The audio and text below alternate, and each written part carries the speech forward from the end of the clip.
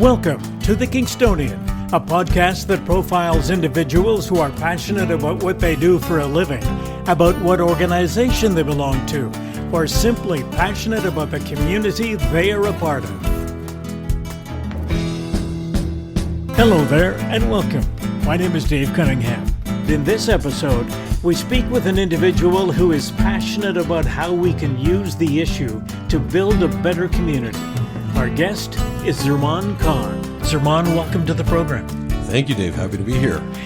You are the president of the Pakistan-Canada Association of Kingston. That is correct. And your group is involved in an event coming up at the end of November called the Celebration of Civic Engagement. Correct, yes. And we are going to talk about that a bit later on in the program. Great. But what I wanted to do to begin with is to talk a little bit about multiculturalism, and that's something that you're very passionate about.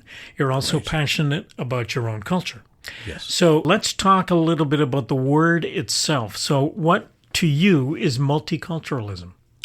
Multiculturalism, as far as I'm concerned, really explains who and what Canada is and has become over its existence and time, with everyone that has continued to arrive here in Canada and has contributed in every way possible. So, I often say to individuals that if you were to define our flag today, it would probably be a conglomerate or a mishmash of every single flag from every country around the globe, hence signifying a truly diverse multicultural society. So in order to keep that moving forward and expand on the layers of understanding, which we still need to focus on, and we're all working on that in some way, shape, form, or another, we must continue to do so that we are continually recognized as the best example of a multicultural, diverse nation, open and accepting to all.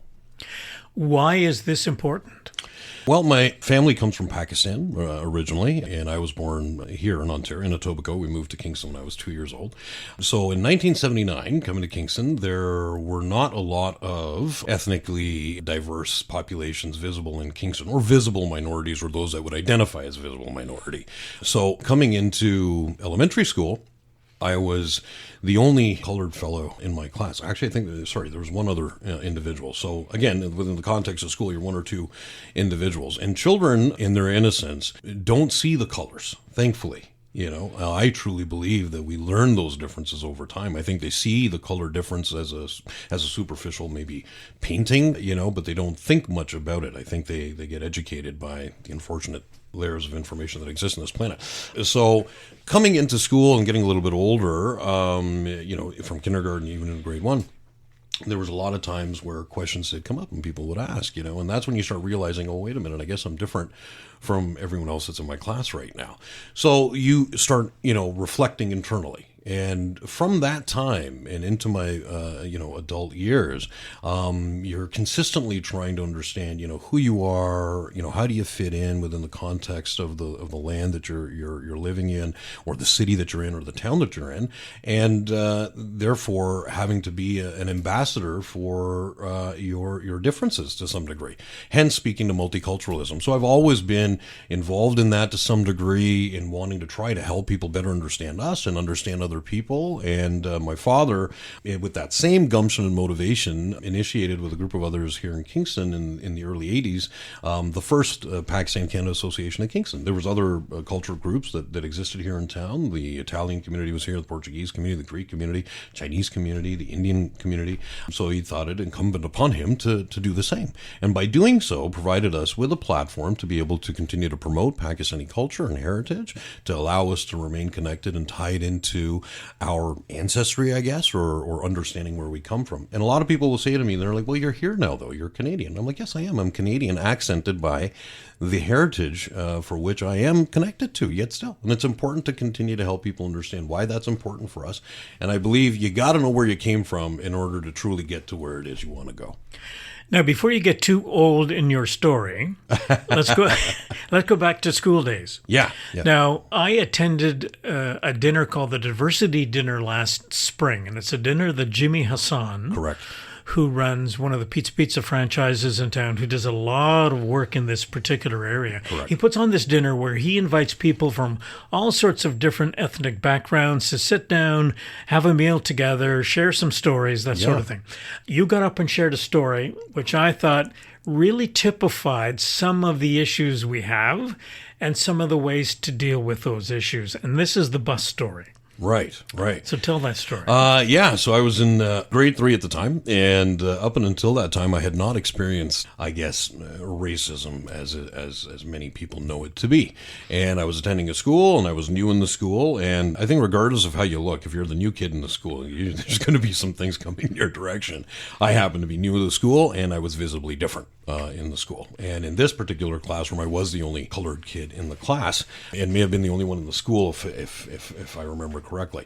Anyhow, I used to go to and from school by bus, and my bus stop was right where my house is. Actually, we lived on a corner lot, and that was a bus stop. So my mom was always right there on the porch waiting for me to get off that bus. On this particular day, we got on the bus, and there was two kids on the bus that started, and excuse me for using the phrase, but it's just to describe the story. They called me a Paki.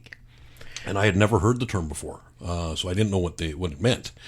And, I'm dating myself here a little bit, but if anyone was around in the 80s, there used to be a show called Punky Brewster back then. And I thought they were making light of something, and I turned around and called them Punky Brewster because it was close to that word Packy that they had used, And I had an older kid in the bus in grade 6 that came up to me and he said, "Wait a minute, you can't let them call you that. That's not okay." I think he was more interested in egging on a fight, And they continued, and then he told me that they were making fun of who you are, and how you look. And, in grade 3, I'm processing all this information. I'm trying to understand, what did I do? Did I say something? Have I upset them? And I hadn't. I hardly communicated with the two kids. Anyhow, they ensued to say more things, accompanied with a lot of derogatory language, as happens. And we got into a fight on the bus. And, we continued fighting, got off the bus, we're on my lawn now, and here we are tussling around, and my mom comes out yelling and screaming, which is, for any child out there, social suicide, for your mom to come out and start yelling at kids, right? Because you go back to school and they're like, your mommy had to come out and save you. Anyhow, for me, in the moment, I didn't realize exactly the scope of what had transpired, but my father and mother were very shaken by the event. And my father went to the school the next day and talked to the principal or whatnot.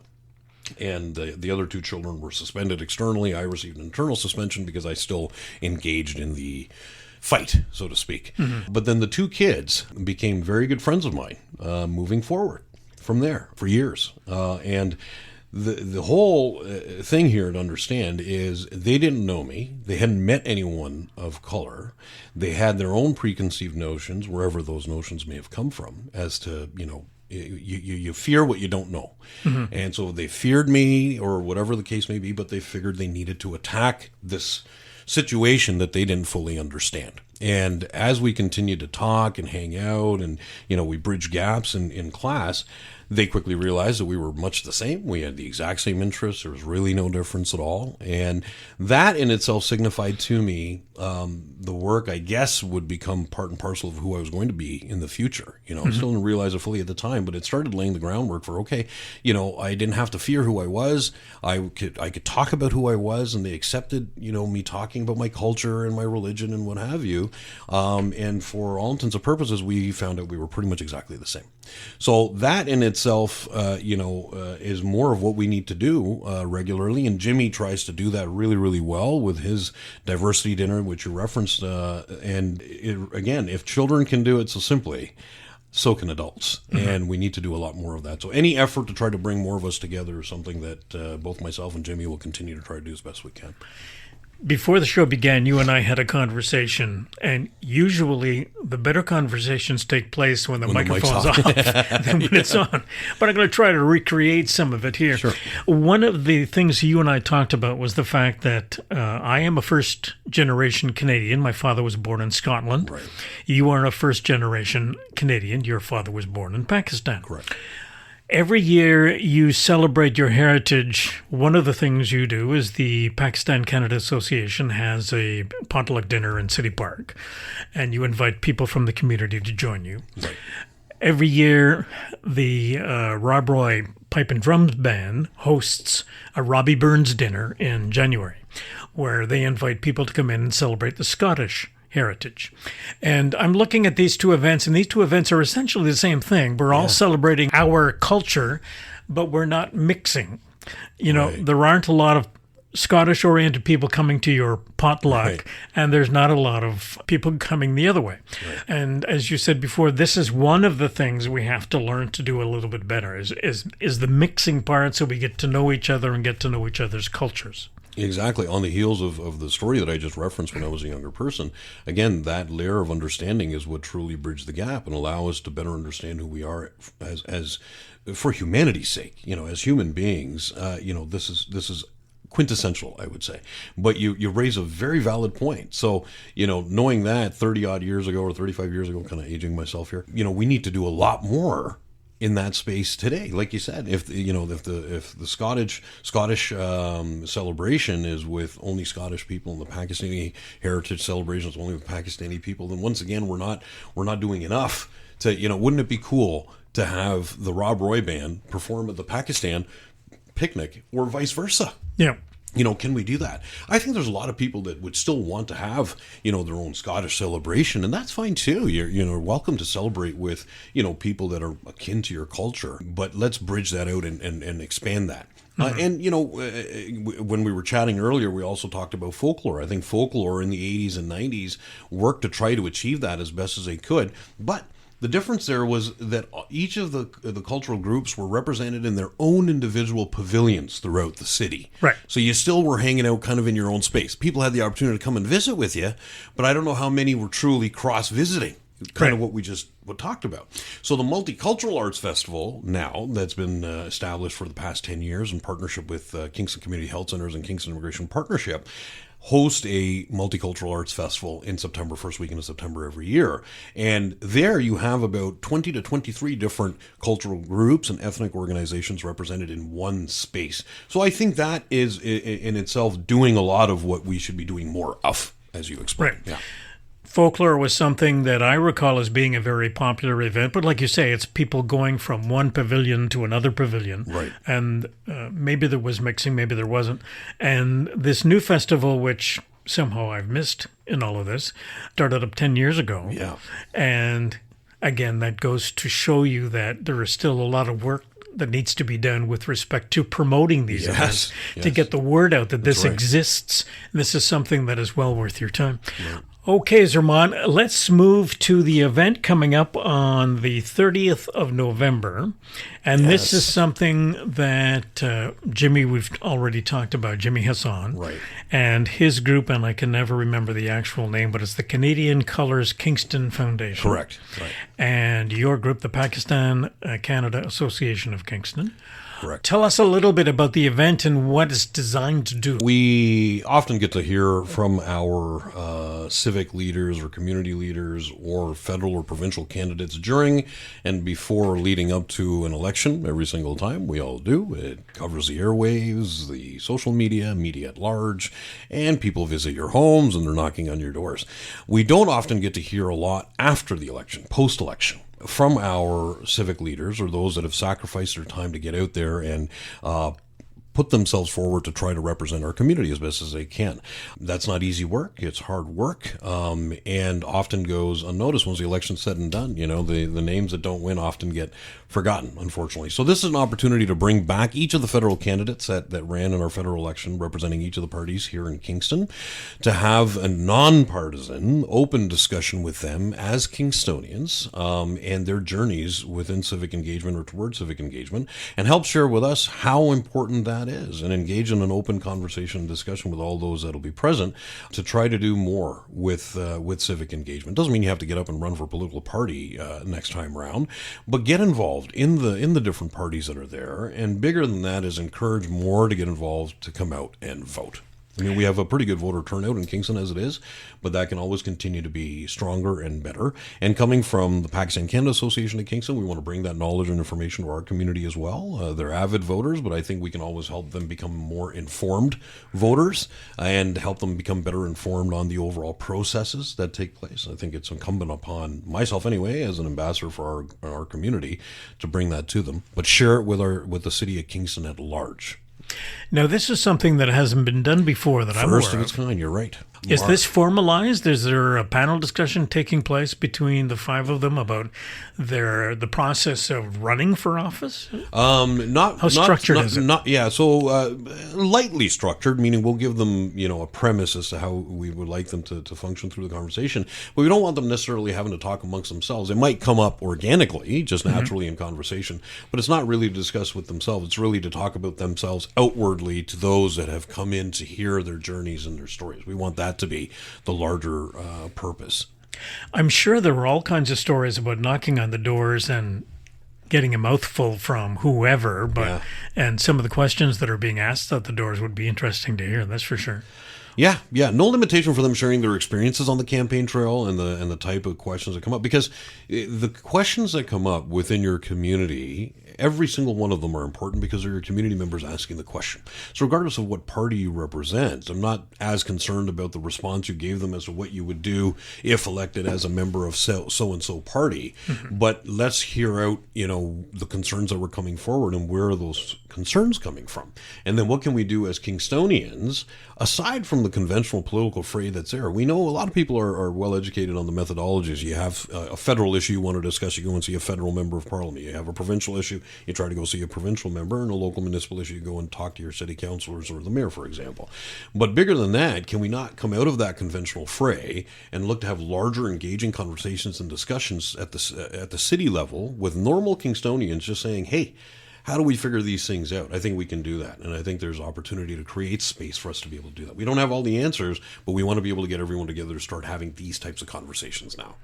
The areas that I would like to enhance, let's say, directly within our own community, is improving the level of understanding of the overall process. At large, meaning, what does federal representation really mean? What are the separation of powers? I mean, these kinds of things. Oftentimes, you come over from a different country and you'll tell individuals that election time is coming up. What are you concerned about? And it'll be a provincial election, but federal issues will come forward. They'll say, well, we're concerned about this. We're concerned about our citizenship. We're concerned about, and then, well, that's a federal issue. So those types of layers of education, I think we'd like to be able to provide, so people become more informed or better informed when they go to make that voting decision. But from a voting scenario, I think the numbers are healthy as far as their engagement to go out and vote, as far as we've seen. Yeah. I'm interested to get your opinion on the election process and particularly the role that Jagmeet Singh played in the last election. So here is a man of color, leader of a party, and it's the first time that I can recall that we've had a man of color leading a party into a national election. You're absolutely correct. Again, even being a man of color myself, of Pakistani descent, I probably wouldn't have thought that was possible yet. It's really amazing and further enhances the international public image of Canada, first of all, because it's such a tumultuous time around the entire globe. And there's so much of this increased rhetoric of polarization that you hear coming up. We don't need to get into that in tons of detail. But for Canada to show that one of the three largest parties in Canada were comfortable to bring forward a man visibly different than a conventional politician has been ever in Canada, and allow that to happen. That's amazing in itself. Now, at the end of the day, on the voter turnout, you can see they lost some ground, they lost some seats or what have you. So I think it might still take some time for Canadians to open up to truly voting for a leader like Jagmeet Singh, but he's there. It's more than we can say for a lot of countries that are developed nations or first world countries or first world nations. A lot more we can say compared to a lot of those. Now, for Jagmeet himself, it's really inspiring to members of ethnic communities across the board, doesn't matter which community you're a part of, to know that can happen. that belief within a child that's sitting in school today.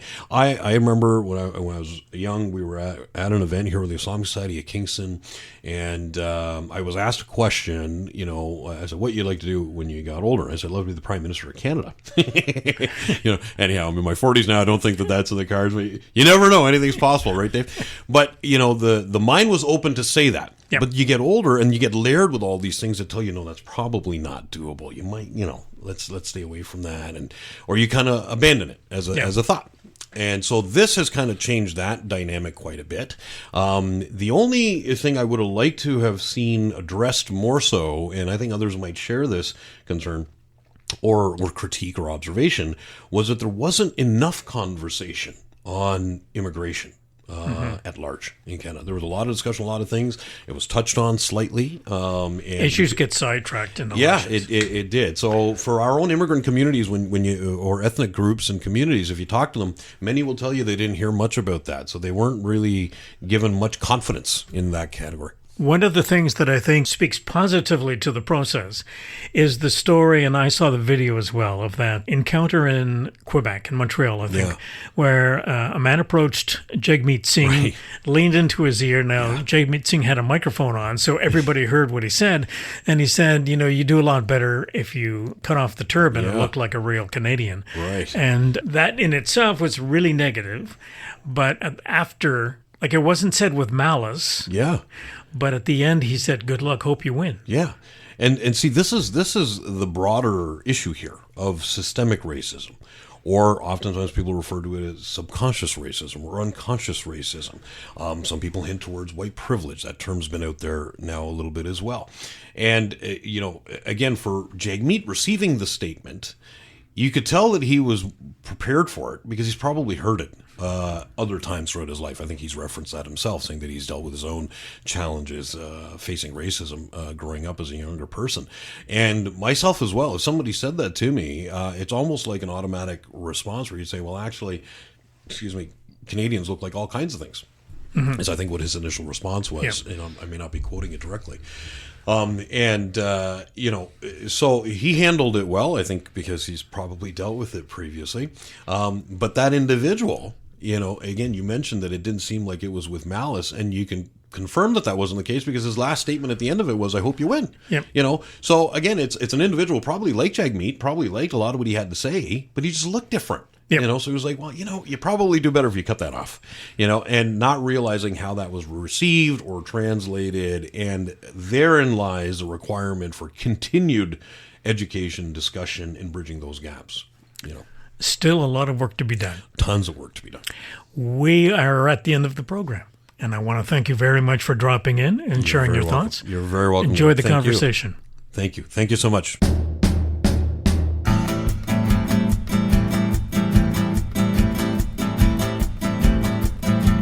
Theme music for the program is Stasis Oasis, a tune written and performed by Kingston musician Tim Aylesworth.